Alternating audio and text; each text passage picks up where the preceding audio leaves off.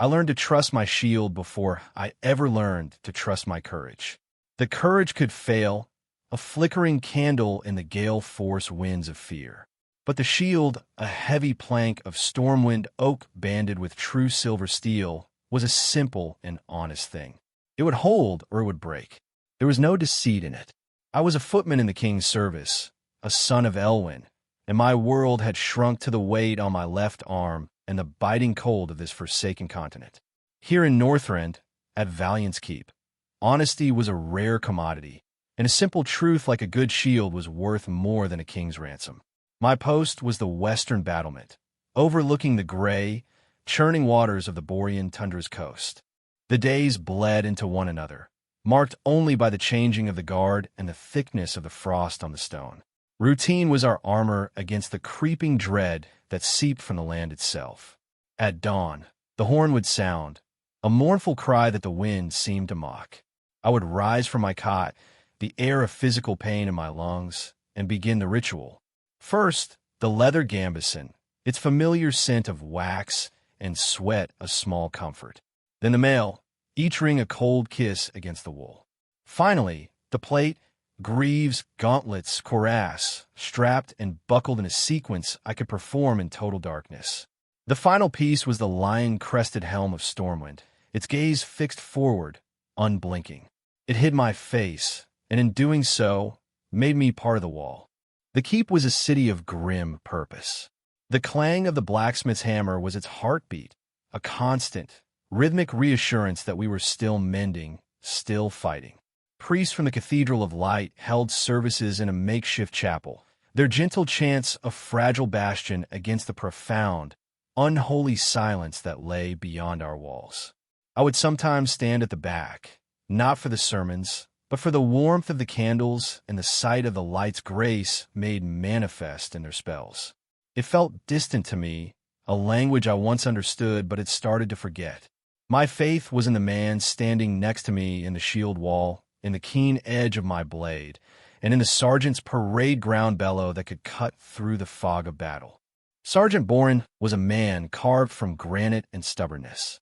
His face was a road map of old wars, a jagged scar through one eyebrow from a troll spear and stranglethorn, a pockmark on his cheek from an orc's axe in the Second War. He had seen it all, and his eyes held the weary patience of a man who expected the worst and was rarely disappointed. He taught us the things that kept you alive, things not found in the infantry manuals.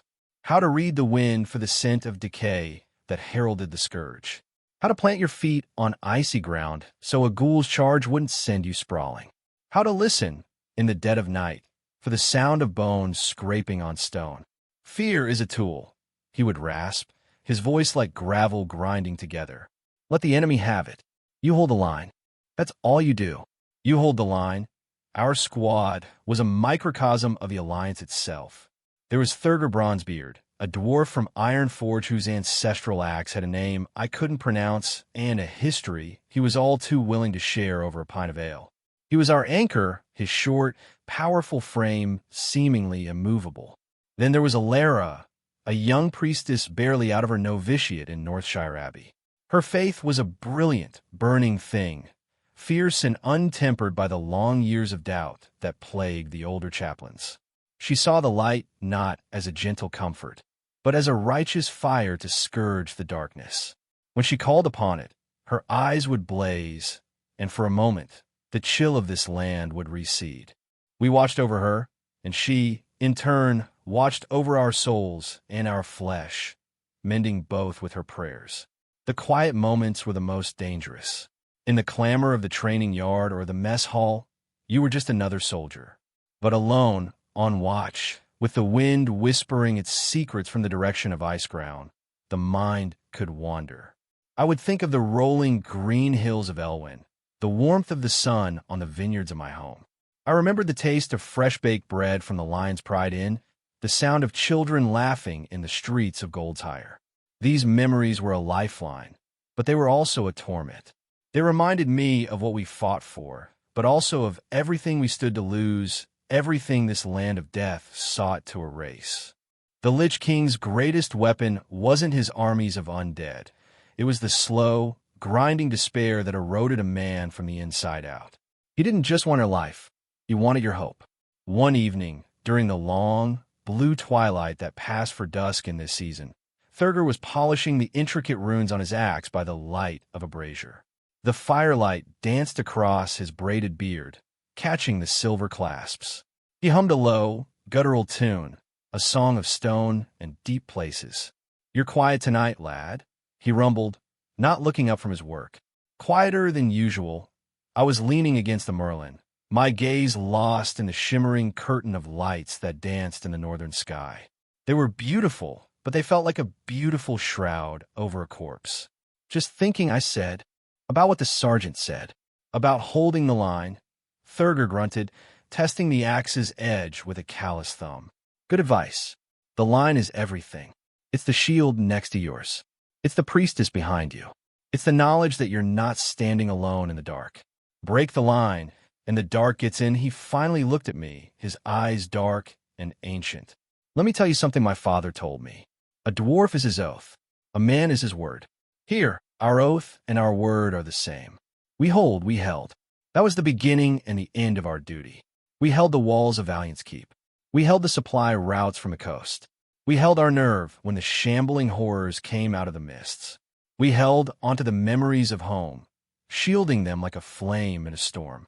But we all knew, in the unspoken depths of our hearts, that we were not here to win. We were here to endure. We were a dam of flesh and steel against an ocean of death, and every day, we could feel the pressure mounting. The cracks were beginning to show. A scout party would go missing. A patrol would return with fewer men, their eyes wide with things they could not or would not describe. The air itself was growing colder, heavier, charged with a malevolent will that pressed down on our spirits. The routines, the rituals, the camaraderie, they were all we had to keep that pressure from crushing us completely. The summons came not with a grand trumpet blast, but with the quiet, urgent step of a runner from the command bastion. It was late, the third watch of the night, and a false quiet had settled over the keep. I was on duty with Borin, pacing the ramparts, our breath pluming in the frigid air. The runner, a young squire with a face pale from more than just the cold, saluted sharply. "Sergeant Borin, the commander requires your presence. Immediately. Your squad is to be placed on alert." Borin's expression didn't change, but a new tension entered his posture. He nodded once. Understood. He turned to me. "Kalen, rouse the others. Full battle kit. Meet at the north gate in 20 minutes. No noise." He didn't need to say it. The urgency was a palpable thing, a dissonant note in the keep's nightly rhythm. Something was wrong. I moved through the barracks like a ghost. Thurger was already awake, sitting on the edge of his cot, his axe resting across his knees as if he had been expecting the call. He simply nodded as I passed.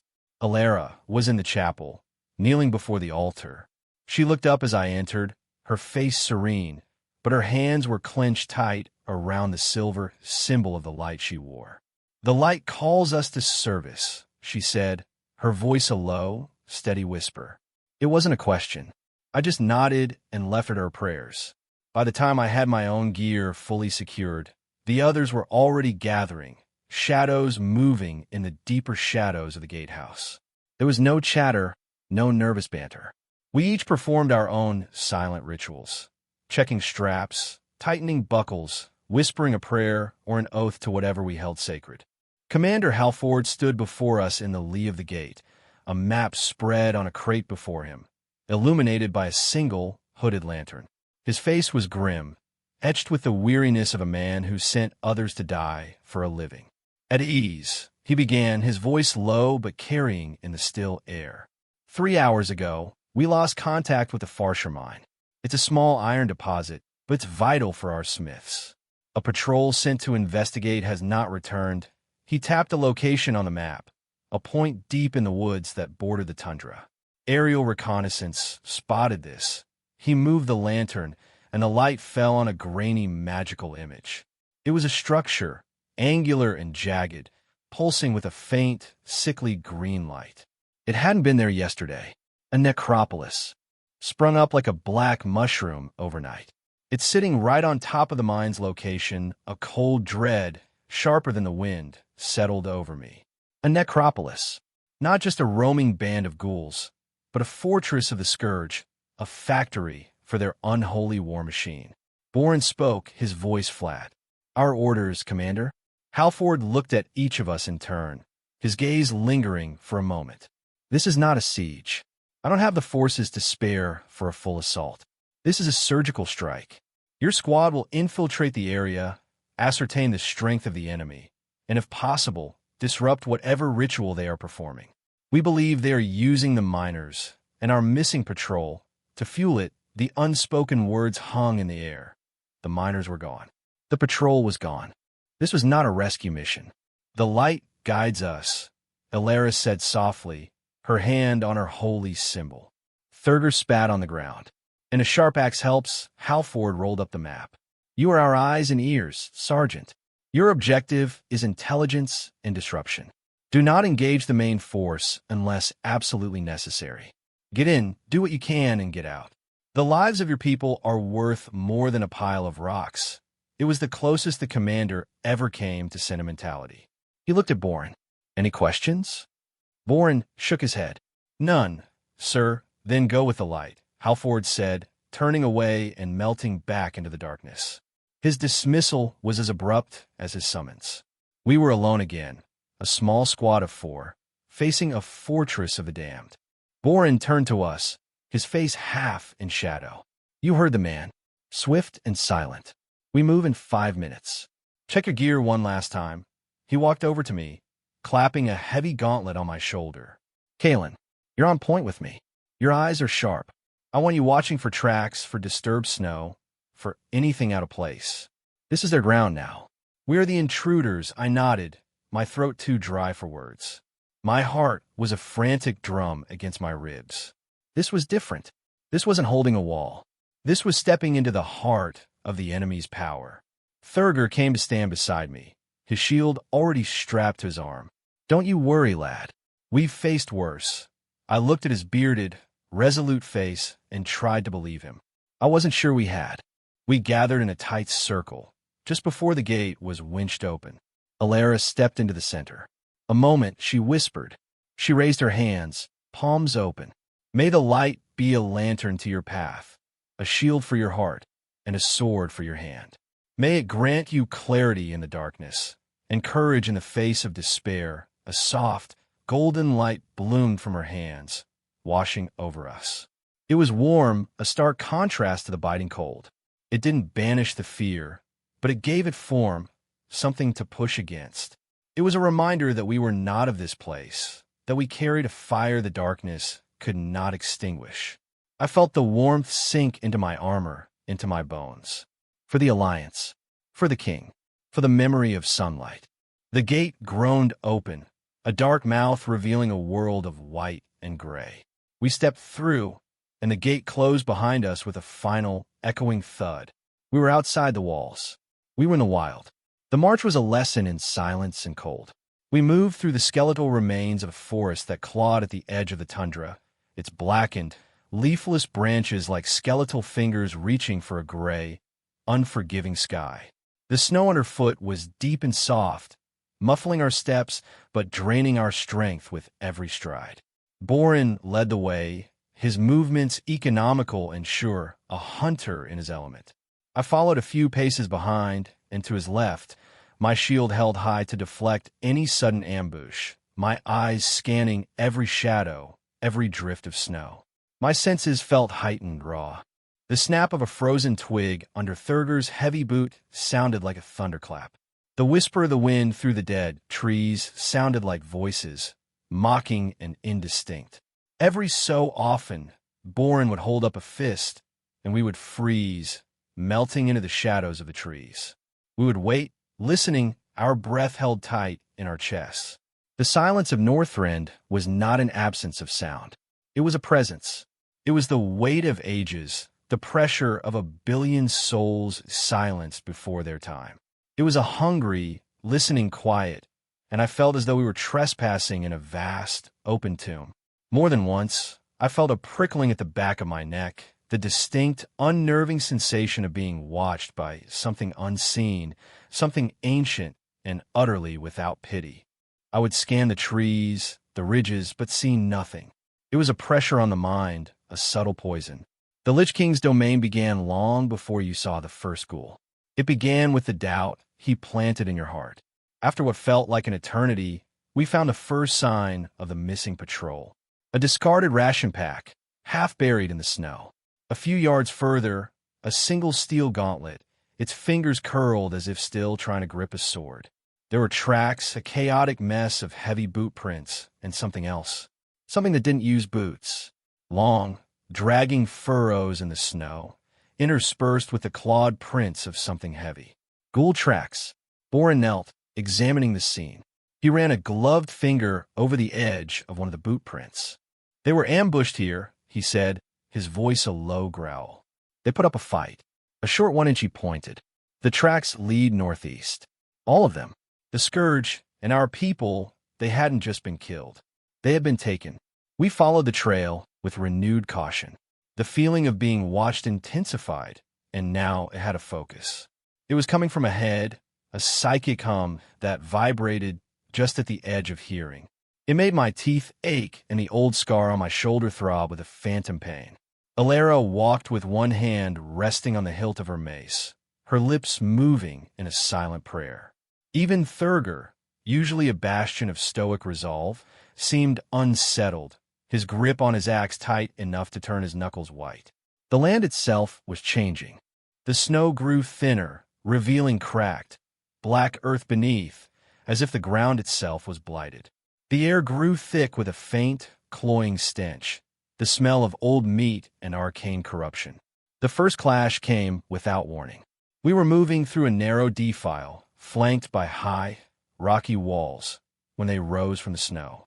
One moment, we were walking on an unbroken field of white. The next, a dozen figures clawed their way out of the ground, their movements jerky and unnatural.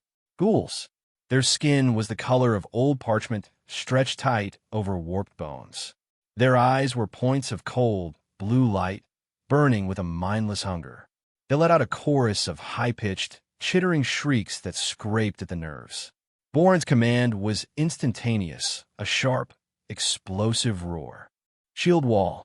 Now! There was no time for thought, only instinct honed by endless drills. Thurgar, Boren, and I slammed our shields together, the sound of steel on steel a defiant clang in the sudden chaos. I planted my feet, leaning into the shield, its familiar weight a comfort. The first ghoul hit my shield with a wet, meaty thud that jarred my arm to the shoulder. Its claws scraped down the metal, seeking a purchase. I could smell its grave stench, see the madness in its glowing eyes through the vision slit of my helm. I thrust my sword over the top of the shield, a short, sharp jab into its throat. It made a gurgling sound and fell back, but another was already there to take its place. For Iron Forge, Thurgar bellowed, his voice a force of nature. His axe rose and fell in a glittering arc, cleaving a ghoul from shoulder to hip. The spray of black, viscous fluid that erupted from the creature spattered against his armor. Boren was a model of deadly efficiency, his movements precise and lethal. Shield bash, sword thrust, step repeat. He fought not with rage, but with a cold, methodical focus, a butcher at his work. Behind us, Alara was our light in the darkness. "Let the light sear you, abominations!" she cried, and a wave of holy fire erupted from her outstretched hands, engulfing 3 of the creatures. They shrieked, a sound of pure agony, as the golden flames consumed them, leaving behind only piles of scorched bone and ash. But they kept coming. For every one we cut down, another seemed to scramble over its fallen comrade. They were relentless, driven by a will that was not their own. They felt no pain, no fear. They were merely weapons, animated flesh directed by a distant, malevolent intelligence. I felt a blow against the side of my helm that sent my head ringing, and I staggered back a step, breaking the integrity of the wall. A ghoul with half a face lunged into the gap, its claws reaching for me. Before I could recover, Thurgar slammed his shield into its side, crushing it against the rock wall. "Watch your footing, lad," he roared. I gritted my teeth, shook my head to clear the ringing, and drove my shield forward, reclaiming my place in the line. The fight was a blur of steel, snarls, and the blinding flash of Alera's spells. It was brutal, intimate work. The reek of death was overpowering. I learned that the Scourge did not bleed red. They leaked a black, ichorous fluid that steamed where it touched the snow. I learned that the light in their eyes was not a soul, but a cage, a spark of necromantic energy that animated the dead meat around it. We were not fighting soldiers. We were fighting puppets, and the puppeteer was watching, testing our defenses, learning our strengths. The thought sent a chill down my spine that had nothing to do with the cold. Suddenly, from the rocks above, a new threat emerged. Skeletal mages, their bones held together by crackling blue energy. They raised their hands, and bolts of frost shot towards us. One struck the ground at Alera's feet, and the snow flash froze into a prison of jagged ice, trapping her. "Alera!" Borin yelled. He broke from the wall, charging towards a trapped priestess, his shield raised. "Thurgar with me. Kalen, hold the line." It was the one command I dreaded, to be the single point of defense. The ghouls, sensing a weakness, surged towards me. I braced myself, my shield my only world, the snarling faces of the dead the only thing in it. I was no hero. I was a footman from Elwyn. But Thurgar's words came back to me. "The line is everything." I roared, a sound of desperation and fury, and met the charge. I was no longer fighting with skill, but with pure animal instinct. Block, parry, stab. My arm screamed with effort, my breath coming in ragged, burning gasps. A claw raked across my visor, the screech of metal on metal deafening. Another tore my grief.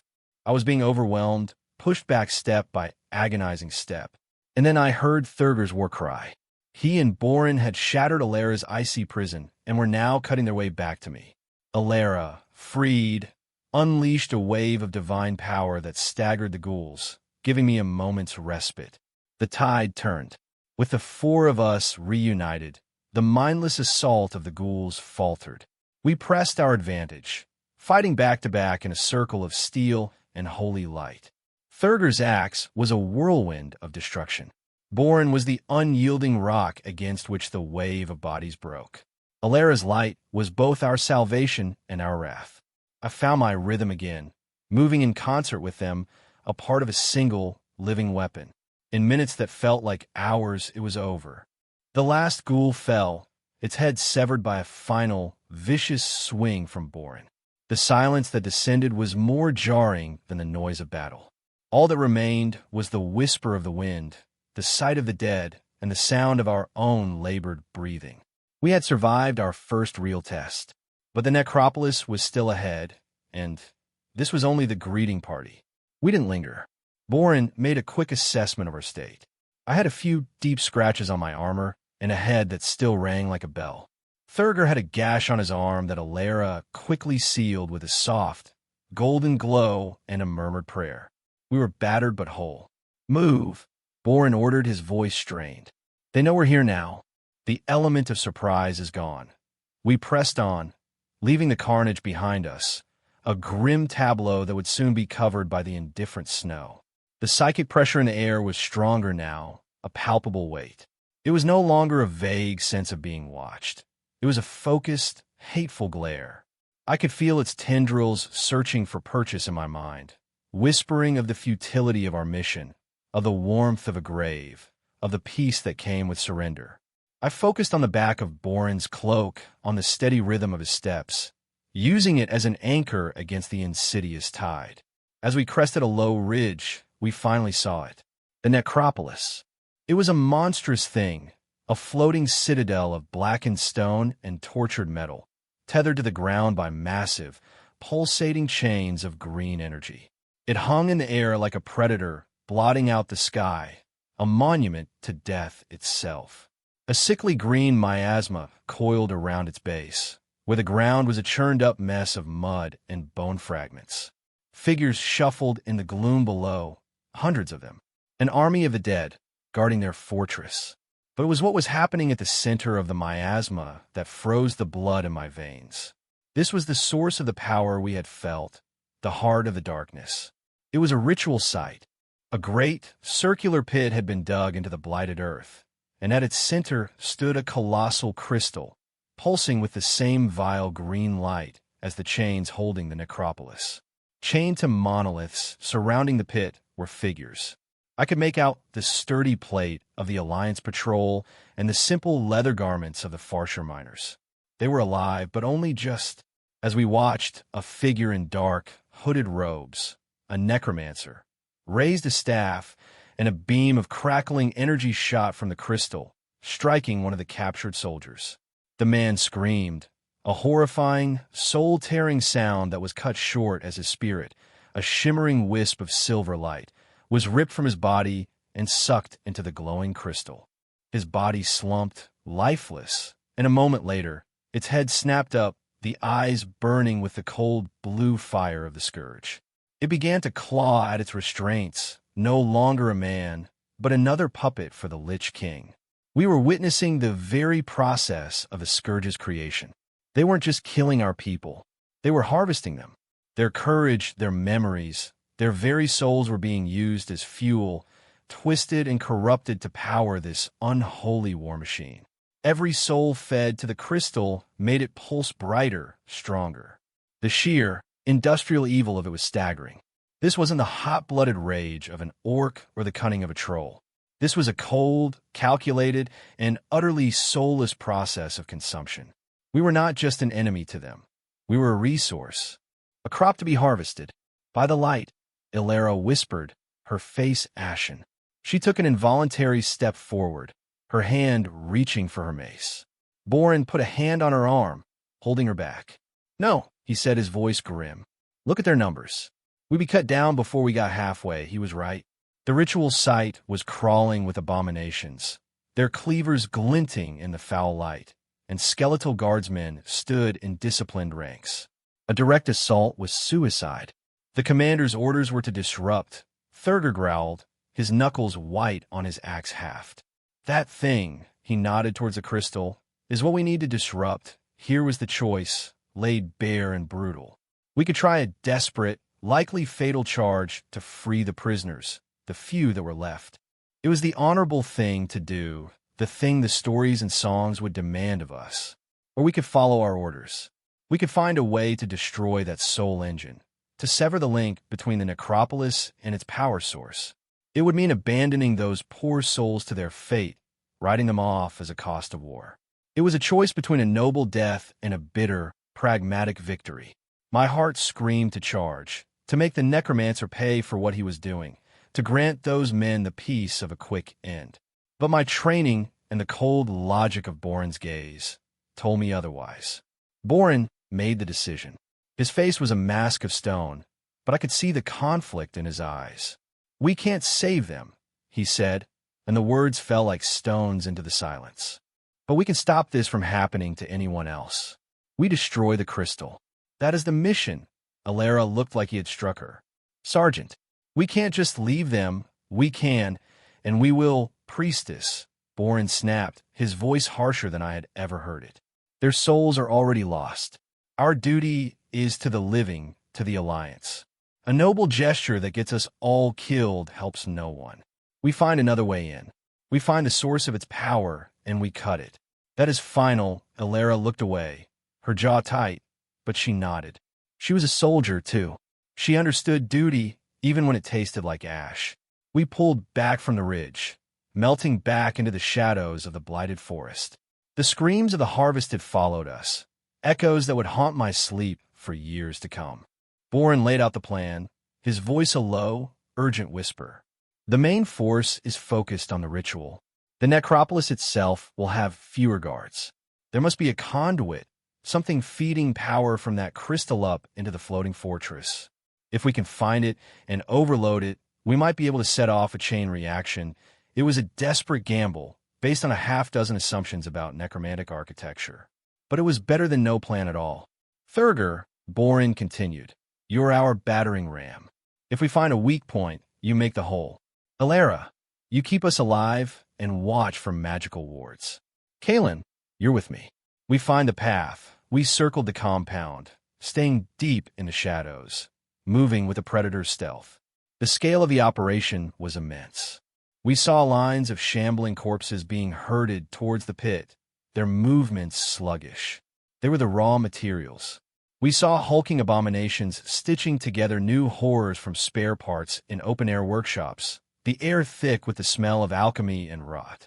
This was not just an army, it was an industry, and the whispers in my mind grew louder, more insistent. Look at this power.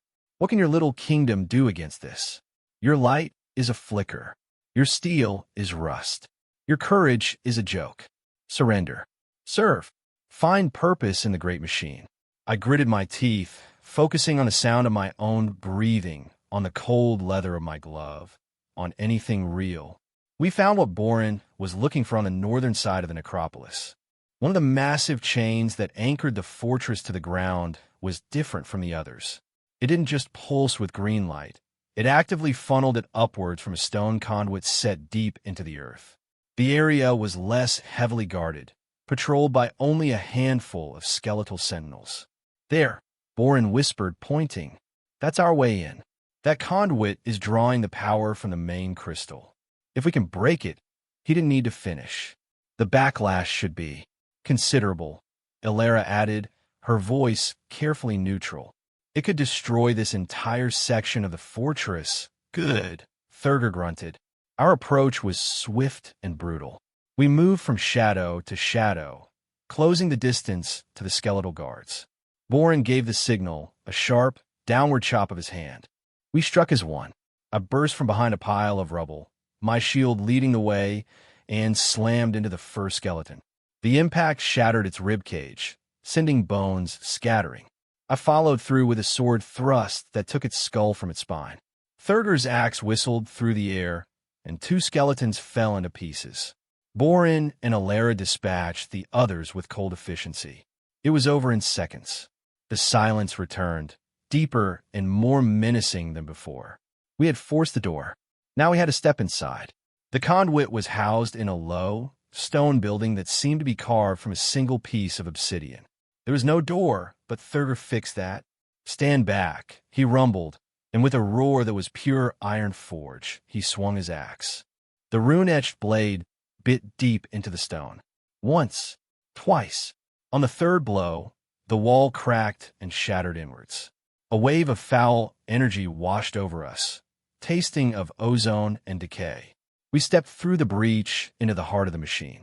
The noise inside was a deafening, low-frequency hum, the sound of immense power barely contained.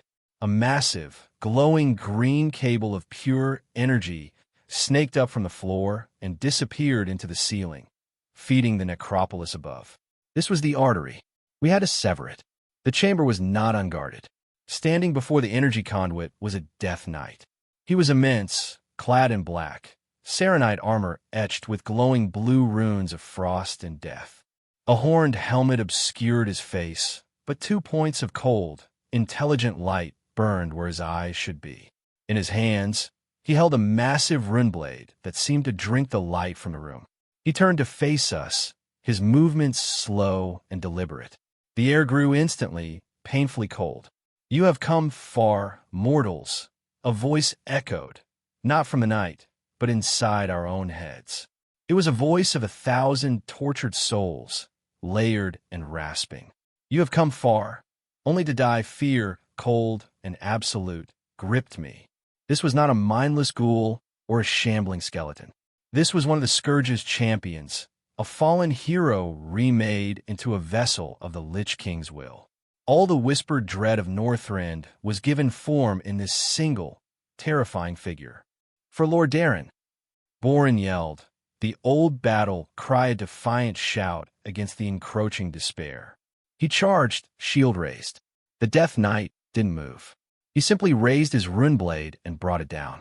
The clang of rune-forged serenite on Stormwind steel was a sound of finality. Boren was thrown back, his shield arm-numb, the metal of his shield glowing with a black frost. Thurger roared and charged from the side, his axe aimed at the knight's leg. The knight sidestepped with impossible grace for a creature his size and brought the pommel of his sword around, striking Thurger in the side of the head. The dwarf staggered, his helmet dented, but he shook it off, bellowing in fury. I moved to flank him, my sword feeling like a toothpick. I stabbed at a gap in his armor at the elbow, but my blade screeched off the enchanted plate as if it were solid diamond. The knight backhanded me with a gauntlet, and the world exploded in a flash of pain. I flew across the room and slammed into the far wall, my cuirass groaning in protest. My vision swam. "Fools," the voice in our head sneered. "Your pathetic light cannot touch me here." Ilera raised her hands, a brilliant sphere of holy energy forming between them. "His grasp is not absolute.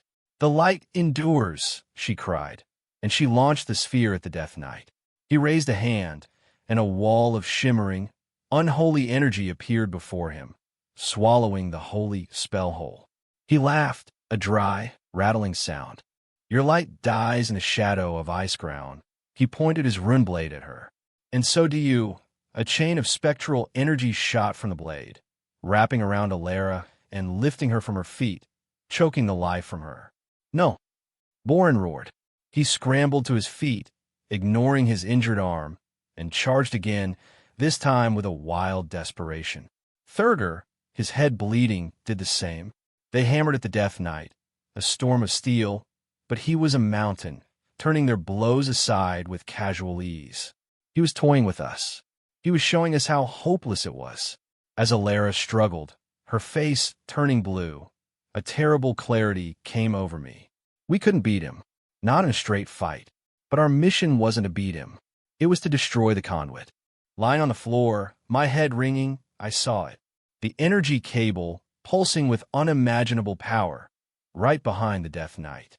I pushed myself up, my body screaming in protest. "Thurger!" I yelled, my voice hoarse. "The conduit! Break the conduit!"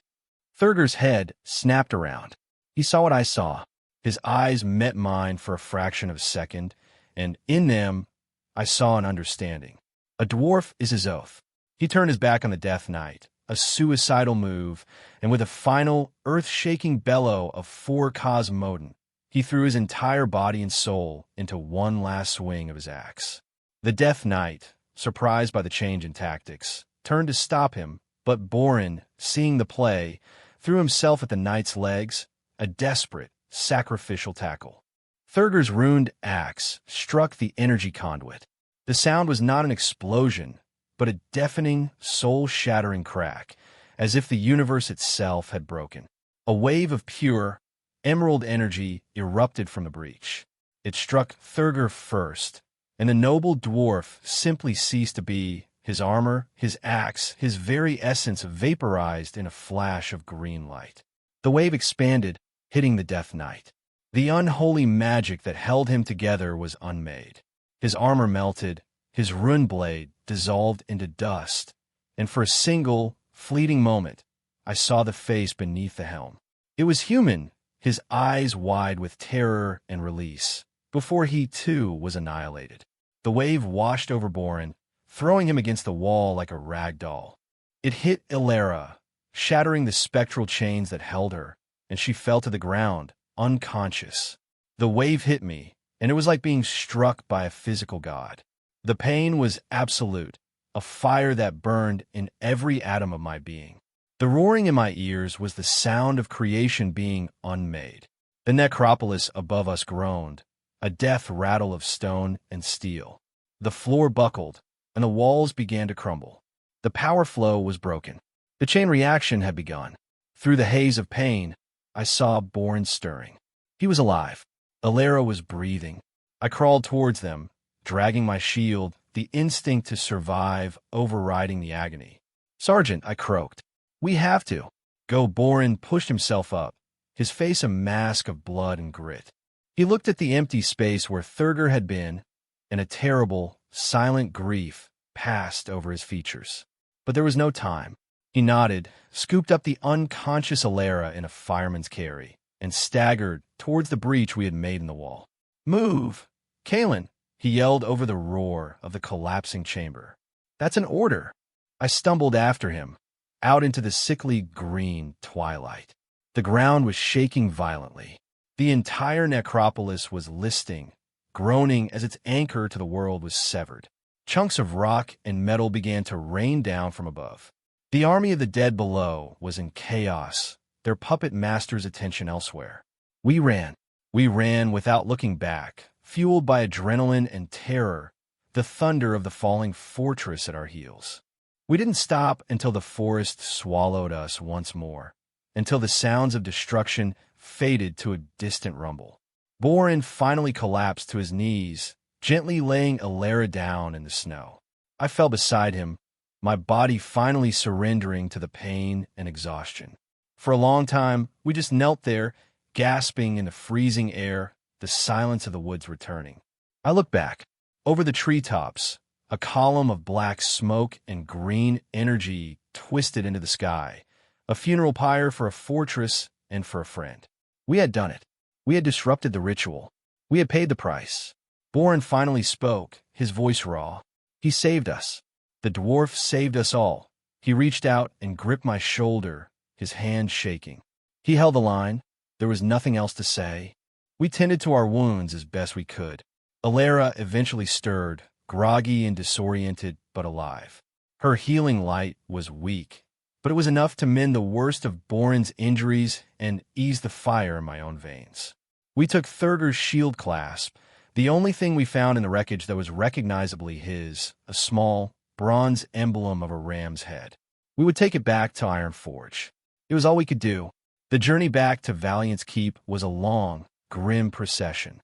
We were no longer hunters, but ghosts, haunted by the screams of the harvested and the memory of a friend's sacrifice. Every shadow seemed to hold a threat. Every gust of wind sounded like the mocking laughter of the Lich King. We moved in silence, each of us lost in our own thoughts.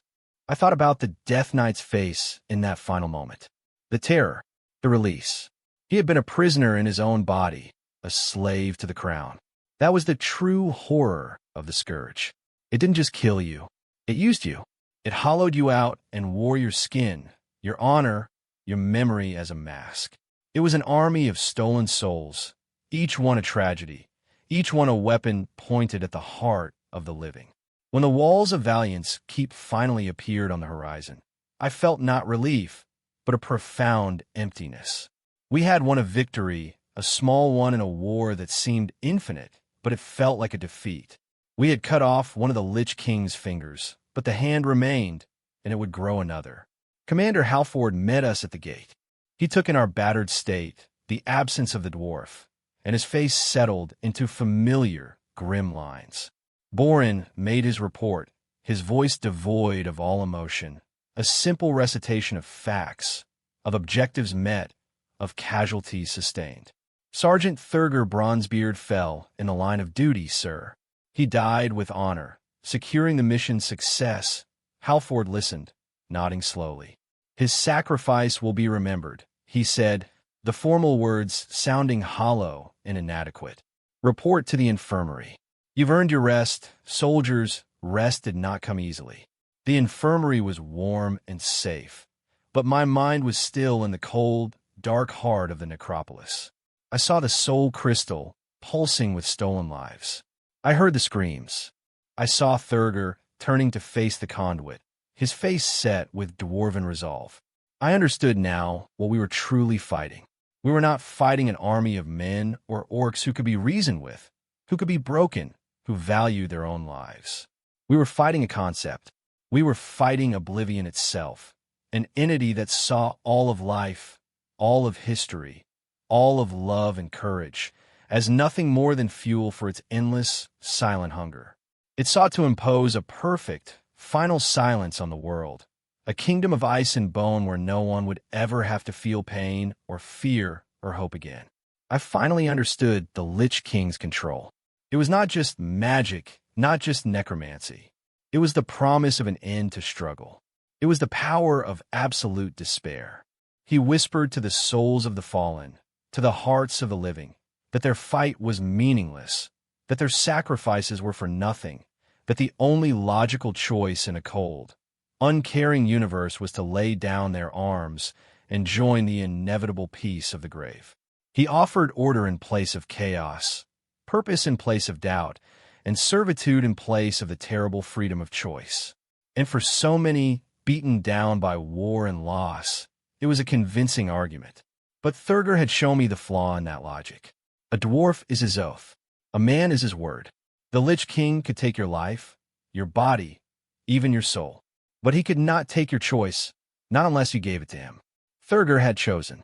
He had chosen to honor his oath, to protect his comrades, to swing his axe one last time, not for a king or a commander, but for the simple, honest truth of holding the line.